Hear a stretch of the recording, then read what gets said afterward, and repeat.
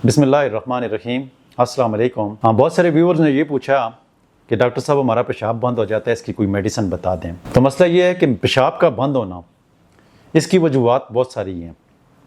जैसे कि कोई इन्फेक्शन हो जाता है, उसकी वजह से भी पेशाब बंद हो सकता है। प्रोस्टेट ग्लैंड अगर इनलार्ज हो जाए तो उसकी वजह से भी पेशाब बंद हो सकता है। अगर कोई स्टोन वगैरह पेशाब की नाली में फंस जाए तो उसकी वजह से भी पेशाब बंद हो सकता है। तो पेशाब बंद होने की बहुत सारी वजूहत हैं। अगर प्रोस्टेट की वजह से आपका पेशाब बंद हो गया है तो उसके लिए जो टॉप की मेडिसिन आती है वो सोलिडोगो आती है। सोलिडोगो 200 में आपने लेनी है और इसके 10 कतरे सुबह और 10 कतरे रात, दिन में 2 दफ़ा 20 दिन तक लेनी है।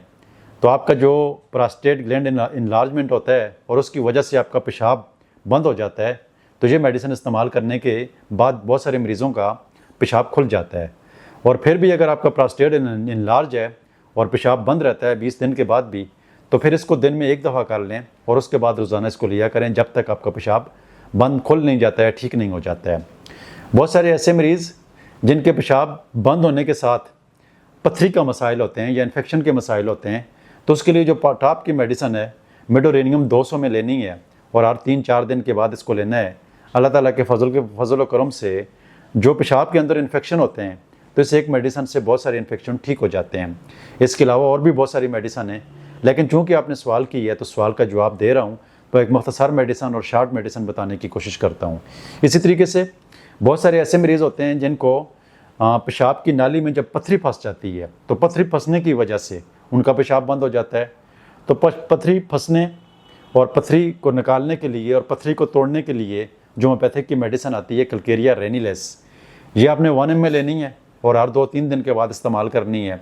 इंशाअल्लाह अल्लाह ताला के फजल से पेशाब बंद होने की ये 3-4 मेडिसिन जो मैंने बताई हैं, जिस प्रॉब्लम की वजह से आपके पेशाब की तकलीफ़ हो रही है, बेहतर तो ये है कि आपके नज़दीक तरीन जो होम्योपैथिक डॉक्टर है उसके पास जाएँ, विज़िट करें और वहाँ पर अपनी बीमारी बता के उसका इलाज करवाएँ, ताकि वहाँ पर जो डॉक्टर साहिबान होंगे आपकी बीमारी को गौर से सुन के आपकी जो ख़ास मेडिसिन बनती है वही लिखेंगे, तो आपको फौरी रिलीफ मिल जाएगा।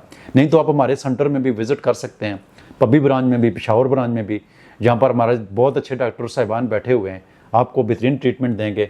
इंशाअल्लाह अल्लाह ताला के फजल व करम से ऐसे मसाइलों से होम्योपैथिक इलाज से मरीज़ ठीक हो जाते हैं। लेकिन मैं फिर भी आपको कहूँगा, आपने सेल्फ मेडिसिन का इस्तेमाल नहीं करना है।